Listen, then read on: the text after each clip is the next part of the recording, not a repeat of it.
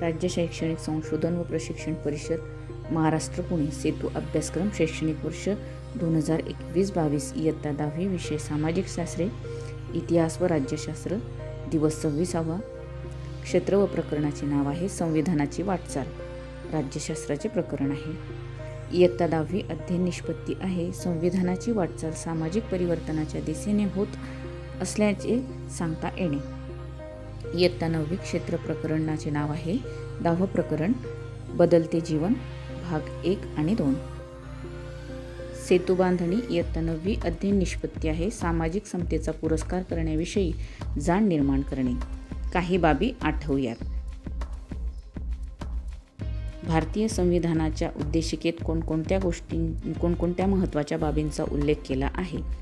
भारतीय संविधानाच्या उद्देशिकेत सामाजिक, आर्थिक व राजनैतिक न्याय, विचार, अभिव्यक्ती, विश्वास, श्रद्धा व उपासना यांचे स्वातंत्र्य, दर्जाची व संधीची समानता, व्यक्तीची प्रतिष्ठा व राष्ट्राची एकता आणि एकात्मता यांचे आश्वासन देणारी बंधुता इत्यादी महत्त्वाच्या बाबींचा उल्लेख केला आहे. संविधानाने दर्जा व संधी या बाबतीत कोणती हमी दिली आहे. भारतीय नागरिकांना दर्जा आणि संधी या बाबतीत समतेची हमी दिली आहे. जात, धर्म, वंश, लिंग, जन्मस्थान इत्यादींवर आधारित भेदभाव न करता माणूस म्हणून सर्वांचा दर्जा समान असेल असा याचा अर्थ आहे. उच्च नीच, श्रेष्ठ कनिष्ठ असे भेद न करणे म्हणजे समान दर्जाची हमी देणे होय. संधीची समानता महत्त्वाची मानली जाते. आपल्या विकासाच्या संधी सर्वांना प्राप्त होतील त्या उपलब्ध करून देताना कोणताही भेदभाव केला जाणार नाही. सामाजिक समता म्हणजे काय. सामाजिक समतेचा पुरस्कार केलेल्या व्यक्तींची नावे सांगा. सामाजिक समता ही एक अशी परिस्थिती आहे ज्यात विशिष्ट समाजातील सर्व व्यक्तींना समान हक्क, स्वातंत्र्य आणि दर्जा मिळतो. शक्यतो नागरी हक्क, अभिव्यक्ती स्वातंत्र्य, स्वायत्तता आणि विशिष्ट सार्वजनिक वस्तू आणि सार्वजनिक सेवांमध्ये समान प्रवेश यांचा समावेश आहे. सामाजिक समतेचा पुरस्कार केलेल्या व्यक्तींची नावे राजश्री शाहू महाराज, डॉ. बाबासाहेब आंबेडकर, महात्मा फुले. सामाजिक न्याय दिन म्हणून कोणता दिवस साजरा केला जातो. महाराष्ट्र शासनाने सामाजिक न्याय दिन हा 26 जून रोजी शाहू महाराज यांच्या जयंतीनिमित्त घोषित केला आहे. महाराष्ट्र राज्यात हा दिवस सामाजिक न्याय दिन म्हणून साजरा केला जातो. संकल्पना चित्र पूर्ण करायचे आहे. भारतीय संविधानाच्या उद्देशिकेतील उल्लेखनीय बाबी कोणत्या. तर सामाजिक, आर्थिक व राजनैतिक न्याय, विचार, अभिव्यक्ती, विश्वास, श्रद्धा व उपासना यांचे स्वातंत्र्य, दर्जाची संधीची समानता, व्यक्तीची प्रतिष्ठा व राष्ट्राची एकता आणि एकात्मता यांचे आश्वासन देणारी बंधुता. अशा प्रकारे आपल्याला हे संकल्पना चित्र पूर्ण करता येईल. पुढील कृती आहे. खालील तक्ता पूर्ण करा. क्रमांक, व्यक्तीचे नाव आणि सामाजिक समतेसाठी केलेले प्रयत्न. महात्मा फुले यांनी सत्यशोधक समाजाची स्थापना केली आणि स्त्री शिक्षणाची मुहूर्तमेढ रोवली. डॉ. बाबासाहेब आंबेडकर अस्पृश्य दलित लोकांविरुद्ध होणारा सामाजिक भेदभाव नष्ट करण्याची चळवळ उभी केली. महिलांच्या आणि कामगारांच्या हक्कांचे समर्थन केले.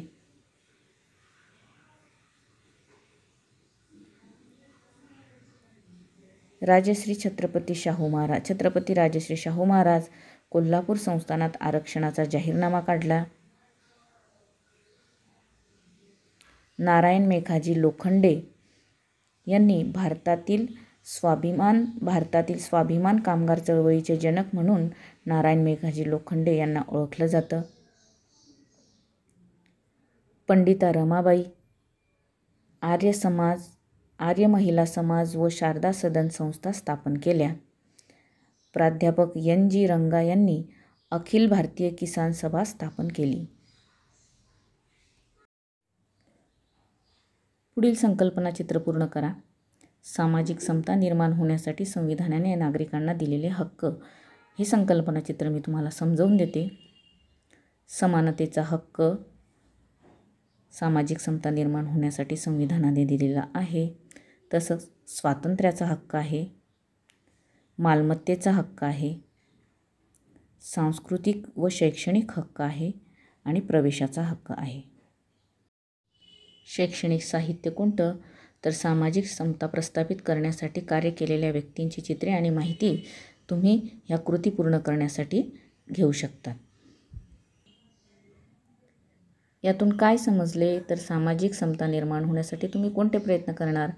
तर मी या प्रश्नाचं उत्तर असं लिहिलेलं आहे की सामाजिक समता निर्माण होण्यासाठी संविधानाने जी मूल्ये ठरवून दिलेली आहेत ती मी सदैव आचरणात आणेन. तुम्ही तुमचं मत यामध्ये लिहू शकतात.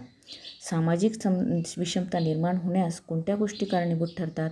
सामाजिक विषमता निर्माण होण्यास समाजातील भाषा, धर्म, प्रदेशातील लोक एकत्र राहतात तेव्हा एखादा समूह आपण इतरांपेक्षा श्रेष्ठ आहोत असे सांगत आहे, त्यातून विषमता निर्माण होते. जातीप्रथेमुळे जातीय विषमता निर्माण होते. स्त्री पुरुष भेदभाव यामुळे सामाजिक विषमता निर्माण होते. यामध्ये तुमची मतं तुम्ही स्वमत मांडू शकतात. स्वाध्याय व मूल्यमापन.